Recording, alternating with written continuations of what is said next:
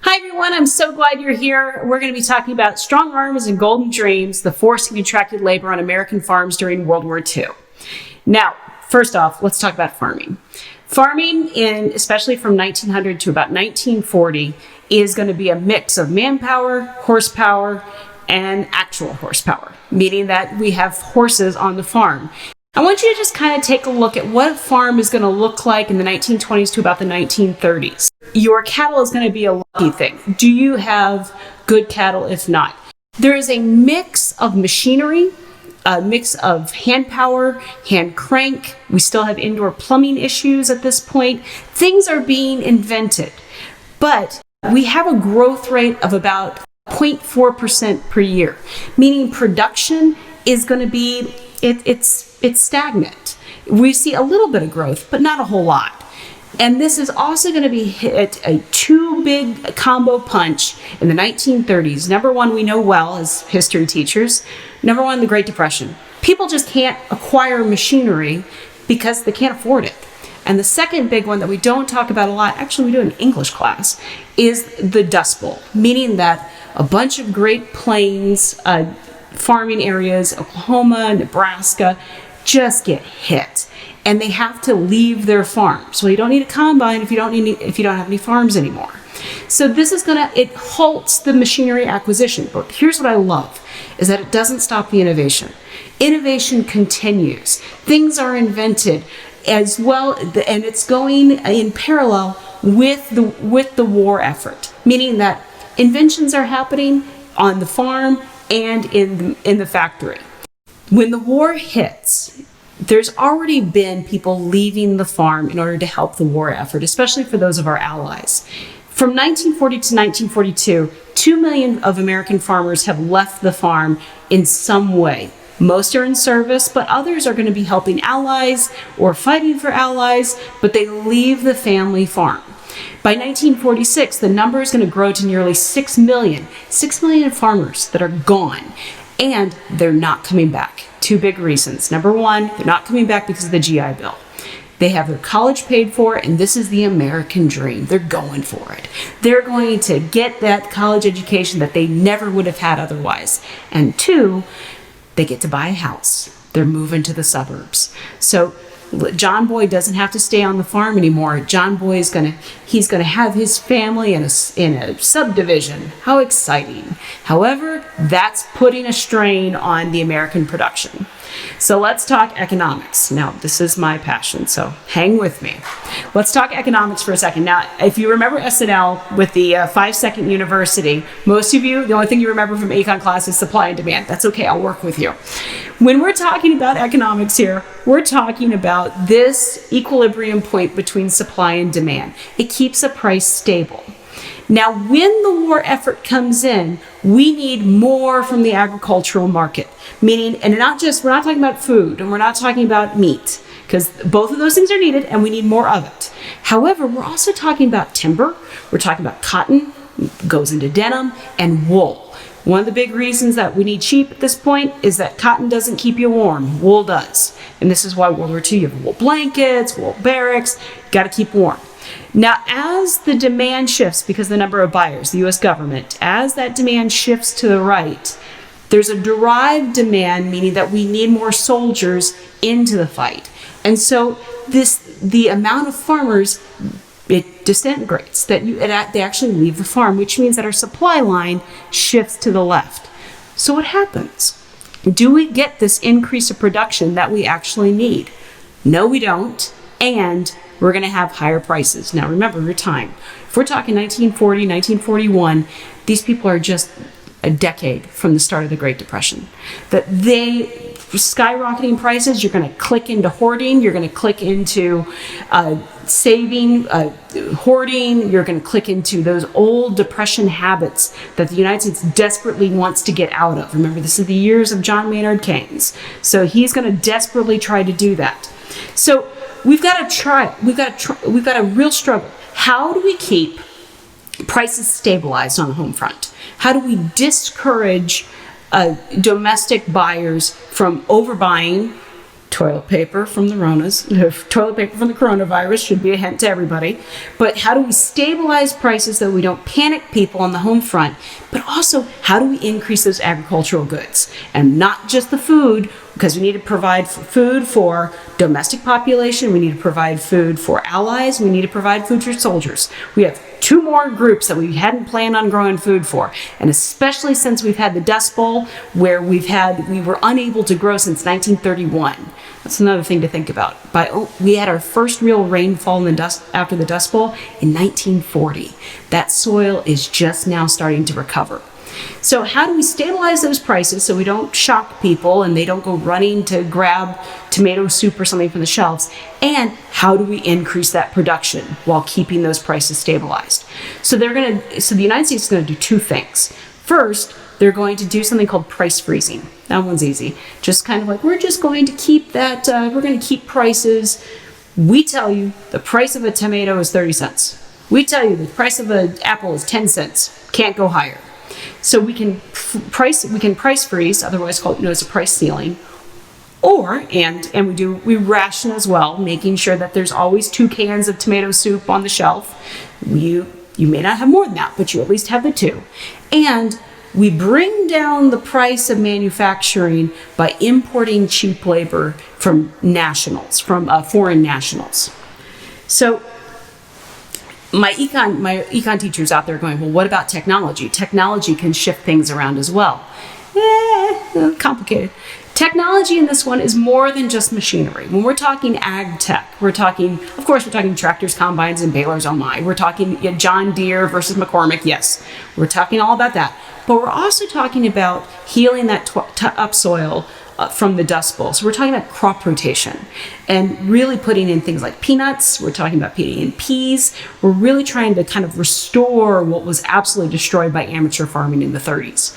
We also started developing pest-resistant crops. So we see this especially with sugarcane, corn, barley, that they can actually survive some weevils out there. We also, for my livestock fans, that this is where artificial insemination comes in. We can get the best steer without bringing the steer. We won't go into detail with that one. So we also parasite treatment. You don't just lose your lambs now. Now you actually can survive that. You don't have to lose puppies and hunting dogs and working dogs to tapeworm or heartworm anymore. We have some medication for it. Cold tolerance, controlled feeding. This is where, if you ever wondered why we started feeding cattle grain, especially dairy cattle, Holstein, here we go. We started really doing controlled feeding. It's more than machinery, but the problem is, to answer the question, the problem is more machinery, and especially better farming, equals more production. More production means more workers. We want way more than we did before, which means that we now have to produce more and we need more labor. That labor is crucial. And if the price level or if the wages of the labor are too high, we're not going to hit that. And what they realized, what the government wanted to do, is to drop those wages down so low that it's affordable for somebody in the grocery store not to make a run. And there's also some skills in farming that are just tough. So, for example, this is from this year, and this is from the last harvest. Let's look at cherries. There's no big machine when it comes to cherry picking. The type of tech that cherry pickers have is they have a bucket it's a backwards bucket or a backwards backpack bucket. That it is hand-picked cherries. A machine just absolutely rips the vines off. There is a machine. It's horrible. Blueberries are the same way. But we have that these workers are working in the heat. Look at your cilantro and how cilantro is harvested. Cilantro, and I want you to look at the slope of the back and the skill here. These people are paid, and people who are harvesting the cilantro that you buy in the grocery store are paid by the pound, not by the hour. Which means to get in before sundown, you have to have so many pounds picked. So that's not easy. That's not easy labor, and this is tough labor, and it's something that our students actually don't see a whole lot. Now, these skills are something that we still don't have today, but they didn't have it back then either.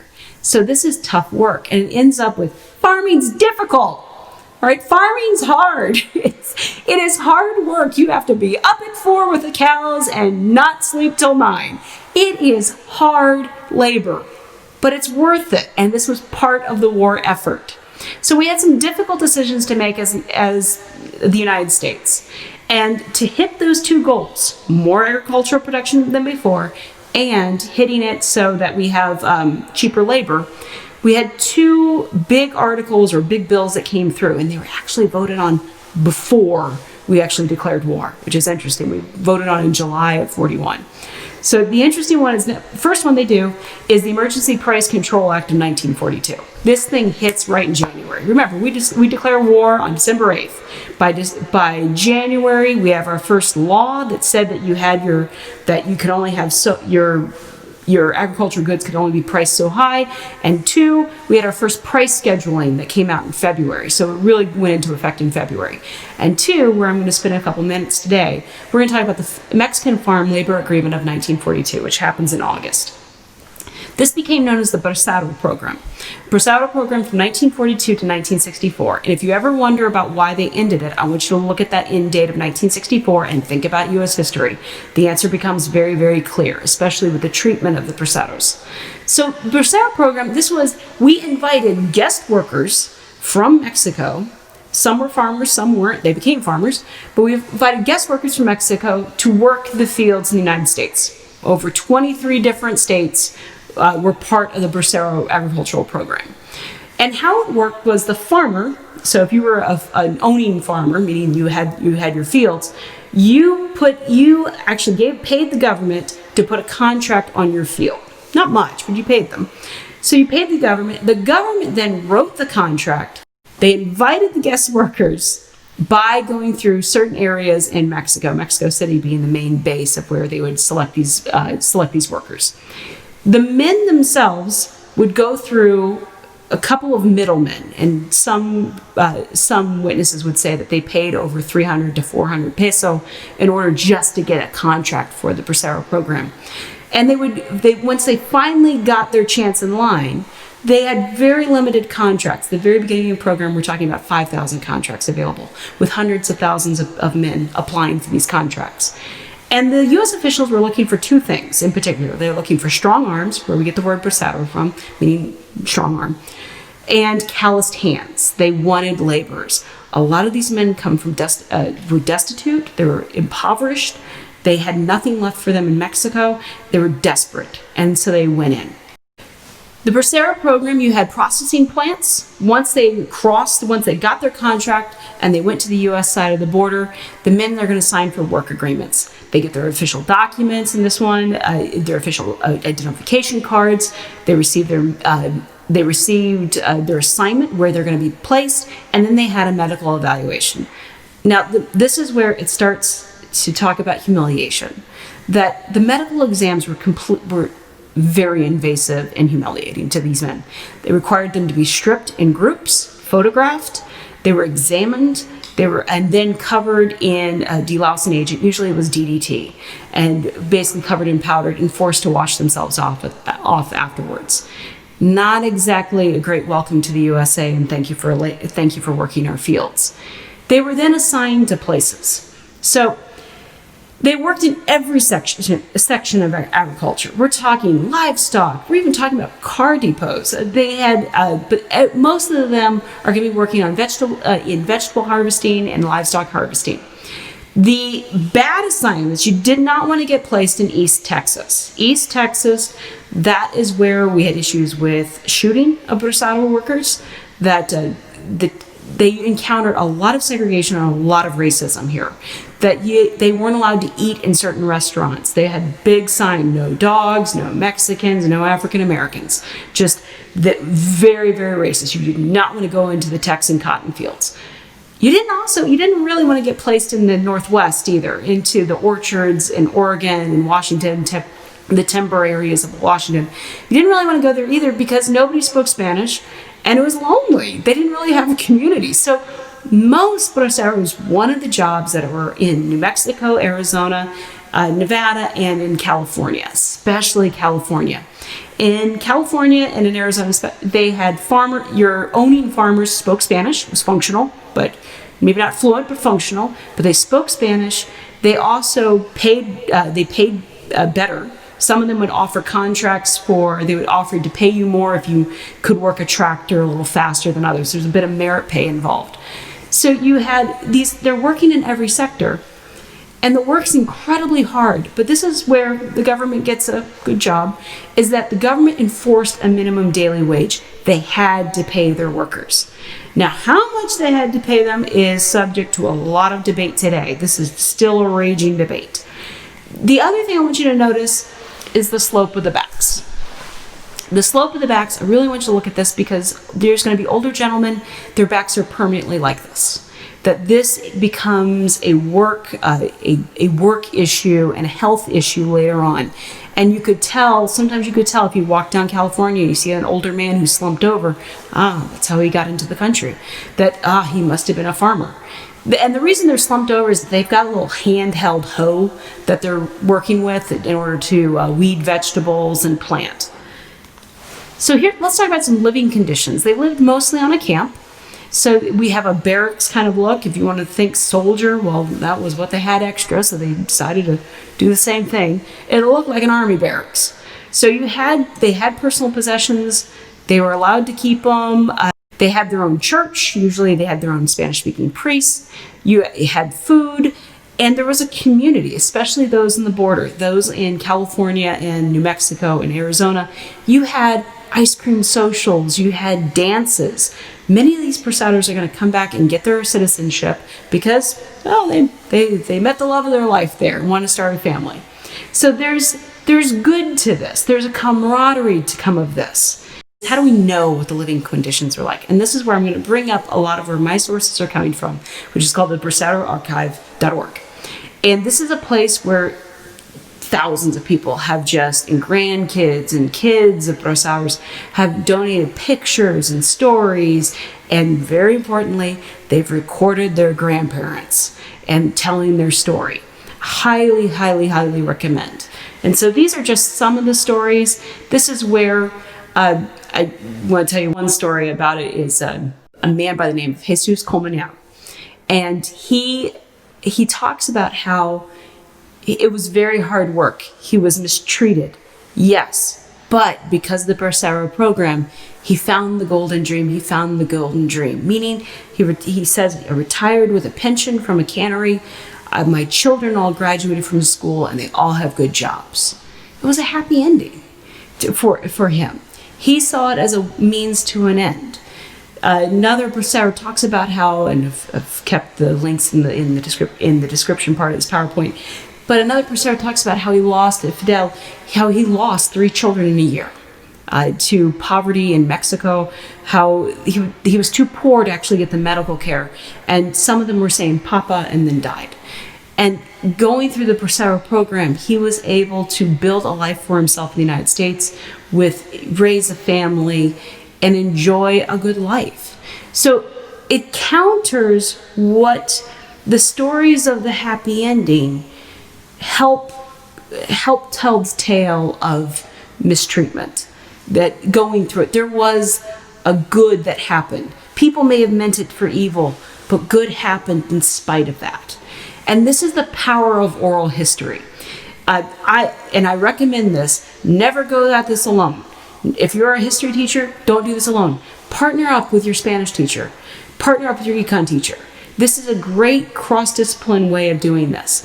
And allow kids to actually get into these archives, transcribe things out for you. Don't put the transcription burden all on you. That takes forever. And then put it on them. Bring in some artwork. There's some great stuff happening now with oral history. Highly recommend. But the thing is, oral history is a very powerful engagement tool, but it takes you way longer than you think. Get your estimated plan and then times it by 4, and that's probably a better estimate of your time. So let's talk about another group. Let's talk about Italian and German POWs and forced labor. We had in the United States, this is not a story that's told a whole lot, because no one wants to talk about U.S. internment camps, but they were there and we had a lot of them. We had over 400,000 POWs, usually Italian and German, that were shipped over. Italian and German POWs, remember Russia becomes our friend after a while, They get shipped over, and we have internment sites set up for them. Now, the Geneva Protocols, and in this one it goes for 1929, the Geneva Convention Protocols, they allow POWs to be forced to work, but they have to be compensated. They don't tell you how much they are compensated though. So we had a lovely scheme going on in the U.S. The farmers contracted the U.S. government for workers, and they would pay the U.S. government about 45 cents for every hour for every POW that worked. The U.S. government, in turn, would then pay the POWs 80 cents a day. Somebody's making a profit there. This picture right here, these are a couple of German POWs working in Door County, Wisconsin. They're tending to the cherry trees. Kind of fun, that one. A little bit of Wisconsin history, you don't hear much. Italian and German POWs, they're working in all sections of agriculture, but mostly they're being relegated to the Midwest. Now, they're everywhere. They're in most states, continental U.S. I've got a picture of one of German POWs working at the ag fields in Florida too. So you would say, well, wait a minute. What about sabotage? Well, if you were a Nazi sympathizer and if you tried to slow down work or sabotage the United States in any way, you got sent to Alva, Oklahoma. Or think Dust Bowl, it's desolate desert. That was the one internment camp you got sent to if you were a Nazi sympathizer. If you want to be hardcore, well, you're welcome to an internment camp that's hardcore. So that was the one POW camp that for Nazi sympathizers and really for fascist sympathizers. Most German POWs, remember, who's getting recruited to go to war? It's farmers. These guys have been working farms. If you've ever been to northern France, northern Germany, it looks like our Midwest. It's got that rolling hills, those plains, those amber waves of grain, but it looks very familiar to a Midwestern American. And it did for those Germans and those Italians. They started working, they knew what to do. And in the Midwest, German is still spoken frequently. You still had people that knew the German language well. In fact, you think of towns that have changed the name. Wassertown became Watertown, all sorts of things. Because of the language issue, you had two groups of people working together side by side. And I want you to think about the propaganda. U.S. citizens are inundated with propaganda from our government saying, look at these, the evil fascists. And the Germans have been getting a lot of propaganda themselves, evil Americans. And here they are working side by side. The enemies are working together on a cherry tree or in a cranberry bog or on a cornfield or in a wheat field. And there's a peace made. There's a healing that happens. And many of these POWs are going to come back to the United States. They're going to immigrate, and they're going to join these communities. They become part of the community. These are foreign nationals. These are war. These are prisoners of war. They were fighting against us, and they love it, and they come back. They live the American dream. The Italians are being sent to Indiana. The gentleman in black over here, these are your Italian POWs in Indiana. And they had their own little church and Catholic church. They painted everything. It was beautiful. This is the picture of German POWs. I'm a Floridian. So these are German POWs that are working in the Florida fields, sweaty, but they make it. So these are signs of how else did we get some help? Where are these foreign nationals? People that are not Americans working on American soil, and many of them find the American dream. Now, there's a big disclaimer on this story as I start to wrap this up. This isn't the whole story.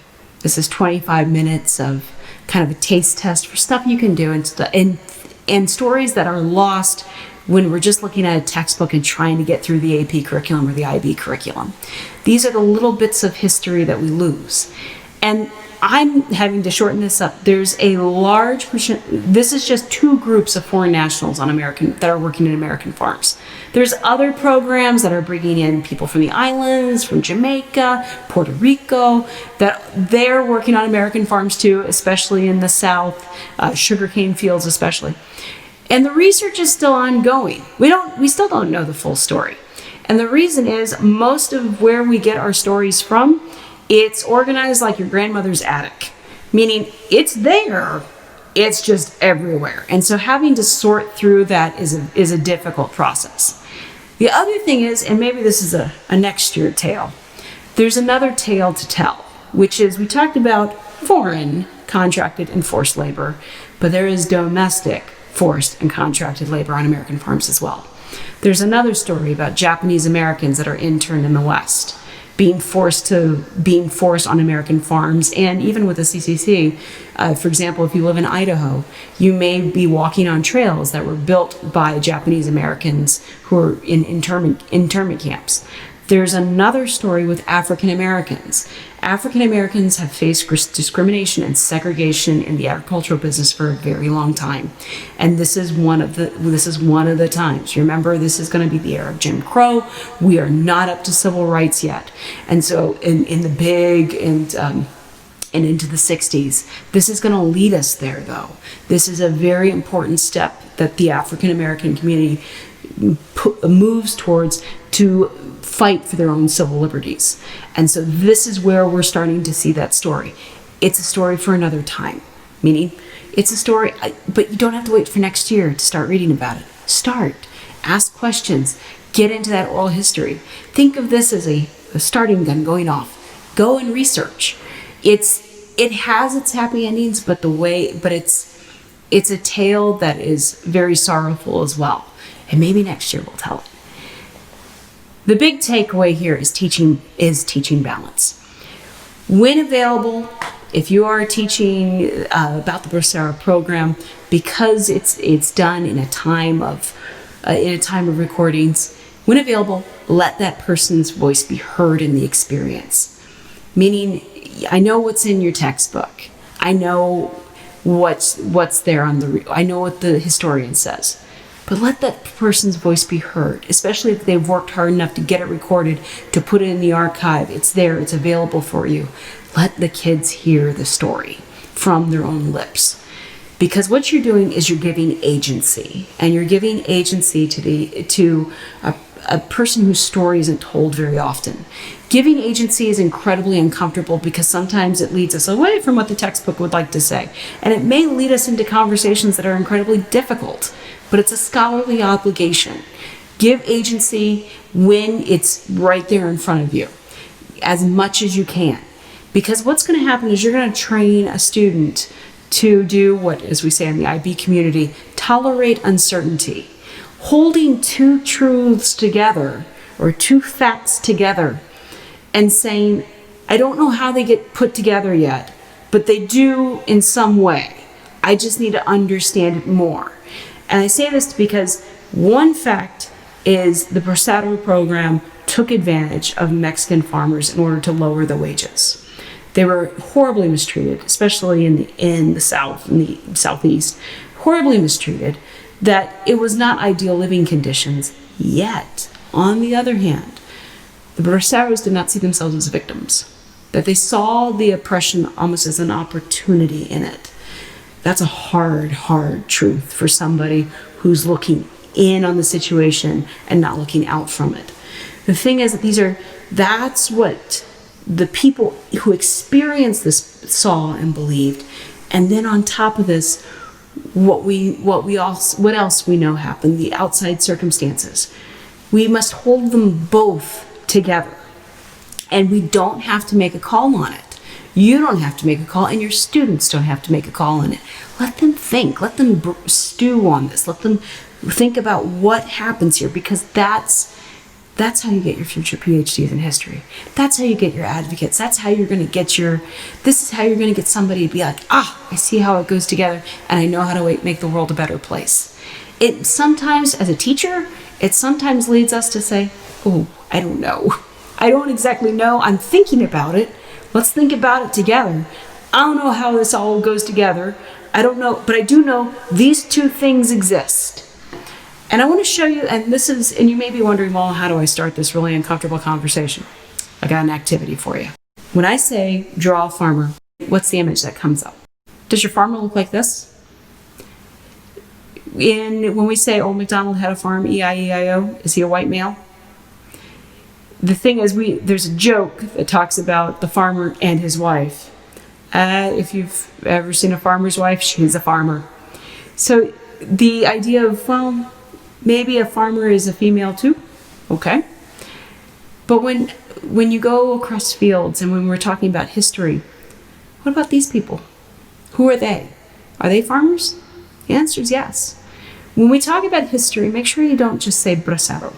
They're farmers. That Jacksonian / Jeffersonian kind of idea of the American farmer, the idea that the American farmer is what the republic is built upon, yes, I would agree. But they're not always white males. So when you're in history, when we're talking about braceros, they're Mexican farmers. They're farmers that farmed on American soil from Mexico. When you talk about sharecroppers, they're farmers. Be willing to open up, challenge the language a little bit, and especially when it comes to American agriculture. Because anyone can be a farmer. It's a tough job, but it's rewarding and it's good. So thank you very much. Happy to take your questions.